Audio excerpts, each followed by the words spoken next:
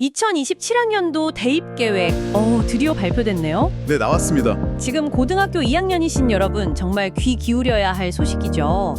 주요 대학들 변화가 꽤 많더라고요. 네, 맞아요. 아주 중요한 시점입니다. 핵심만 좀 빠르게 짚어볼까요? 네, 좋습니다. 이번 발표는요, 그 핵심을 크게 4가지 흐름으로 볼 수 있어요. 첫째는 교과 전형에서 학생부, 그러니까 서류 평가 같은 걸 좀 더 활용하겠다. 이게 있고요. 성적 외적인 것도 본다는 거군요. 그렇죠. 둘째는 종합 전형, 학종이라고 하죠. 여기에 수능 최저학력 기준이 새로 생기거나 아니면 더 강화되는 그런 추세예요. 네. 그리고 셋째, 논술 전형도 유형이 좀 다양해지고 마지막으로 정시에서도 수능 반영 방식이 더 세분화됐습니다. 이게 다 평가 방식의 직접적인 변화라서요. 미리 대비하셔야 해요. 와, 정말 큰 변화들이네요. 그럼 학생부 교과 전형부터 좀 더 자세히 볼까요? 방금 말씀하신 것처럼 성적 말고 다른 것도 더 보겠다는 거죠. 맞아요. 딱 그겁니다. 대표적으로 서울시립대를 보면요. 정성평가 반영 비율을 20%까지 높였어요. 20%나요? 네. 그러니까 단순히 등급만 보는 게 아니라 학업 성취도나 아니면 진로 관련 과목을 얼마나 이수했는지 이런 걸 보겠다는 거죠. 성적 외에 학생부 기록 관리가 더 중요해진 셈이에요. 그렇군요. 그리고 성균관대는 지원 자격을 졸업생까지 확대했어요. 직전 학년도 졸업생까지요. 이것도 좀 눈에 띄는 변화고요. 졸업생도 지원 가능하게? 네. 반면에 한국외대 글로벌 캠퍼스 같은 경우는 수능 최저 기준을 오히려 강화했어요. 원래 1개 영역 3등급이었는데 이걸 2개 영역 등급합 6 이내로 바꿨거든요. 더 까다로워졌네요. 그렇죠. 이 부분은 좀 유의하셔야 합니다. 교과 전형에서 정성평가를 늘린다는 건 참 흥미로운데 그럼 원래 좀 종합적으로 평가하던 학생부 종합 전형 있잖아요, 학종. 이건 그럼 어떻게 차별화되는 건가요? 혹시 말씀하신 대로 수능 최저 기준 도입 이런 쪽으로 변화가 있는 건가요? 네네, 정확히 보셨어요. 그게 이번 학종의 가장 큰 변화 중 하나라고 할 수 있습니다. 중앙대가 예를 들면 성장형 인재라는 전형을 새로 만들었거든요. 성장형 인재요? 네. 그러면서 여기에 수능 최저 기준을 적용해요. 3개 영역 등급합 6 이내. 신설 전형에 최저 기준이 붙는군요. 그렇죠. 그리고 성균관대 융합형 인재 전형에도 최저 기준이 새로 도입됐고요. 여기도 3개 합 6입니다. 한양대도 추천형 선발 인원을 늘리면서 최저 기준을 적용하고요. 그러니까 종합 전형에서도 이제 수능의 영향력이 절대 무시 못할 수준으로 커지고 있다. 이런 신호로 봐야겠죠. 그리고 서강대는 전형을 2개로 나눴어요. 일반 I하고 일반 I2. 그것도 좀 특이하네요. 네. 일반 I가 주력이고 한 487명 정도 뽑고요. 일반 I2는 학부 단위로 뽑아서 나중에 전공을 선택하는 방식인데 74명 정도 뽑습니다.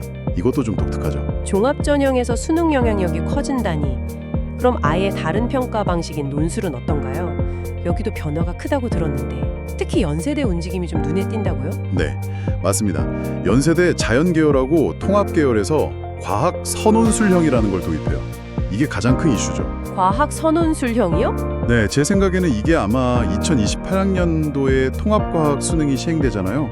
그걸 좀 염두에 둔 포석 같아요. 미리 대비하는 차원에서? 그렇죠. 단순 지식 암기보다는 기초과학 소양 자체를 평가하겠다. 이런 의도로 보입니다. 그리고 응용통계학과도 통합계열로 바꾸면서 수학 역량평가를 강화했고요. 수학이 중요해지는군요. 네. 그리고 중앙대는 수능 최저가 없는 창의형 논술을 새로 만들었어요. 최저가 없는 논술이요? 네. 근데 이게 기존의 일반형 논술하고는 구체적인 문학 유형이 다를 수 있거든요. 그러니까 나중에 발표될 수시 요강이나 가이드북 같은 걸 꼭 확인해서 맞춤 준비를 해야 합니다. 이건 정말 중요해요. 와, 정말 변화가 많네요. 정신 바짝 차려야겠어요. 그럼 이제 정시로 넘어가 볼까요? 여기는 수능 반영 방식이 더 복잡해졌다고 들었는데요. 그렇습니다. 특히 성균관대가 좀 눈에 띄는데요. 모집 단위별로 국어, 수학, 탐구 중에서 점수가 잘 나온 영역에 반영 비중을 높여요. 잘 본 과목을 더 쳐준다. 네, 그렇죠. 예를 들어 사회과학 계열은 국어랑 수학 중에 잘 본 걸 45%, 그다음 잘 본 걸 35% 반영하고요. 자연과학 계열은 수학이랑 탐구 중에 우수한 순서대로 40%, 30% 이런 식으로 반영해요. 와, 그럼 영역별 점수에 따라서 유불리가 확 갈리겠네요. 맞아요. 정말 크게 갈릴 수 있어요.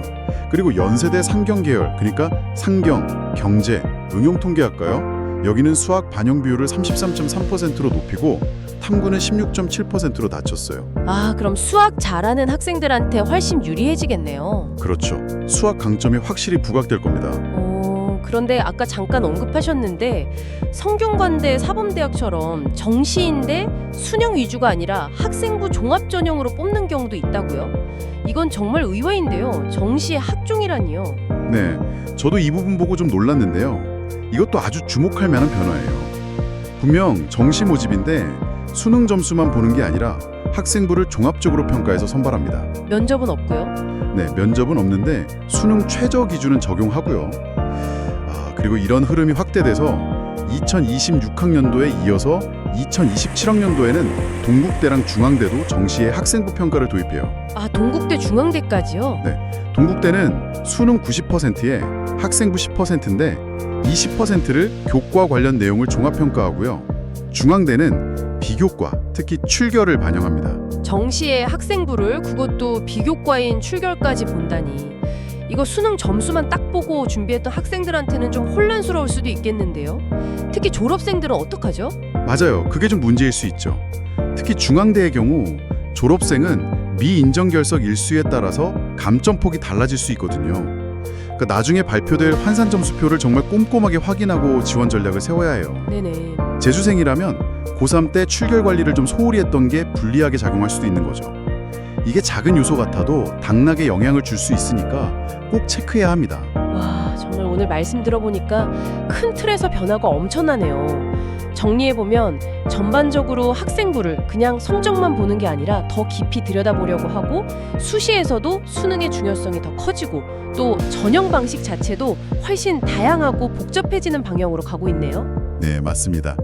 대학들이 우수한 인재를 좀 더 다양적인 시각에서 평가하고 선발하기 위해서 계속해서 이런 식으로 평가 방식을 조정하고 있다고 봐야 해요. 그렇군요. 지금 시점에서 가장 중요한 건 목표 대학의 전형 계획을 정말 꼼꼼하게 분석하는 거예요.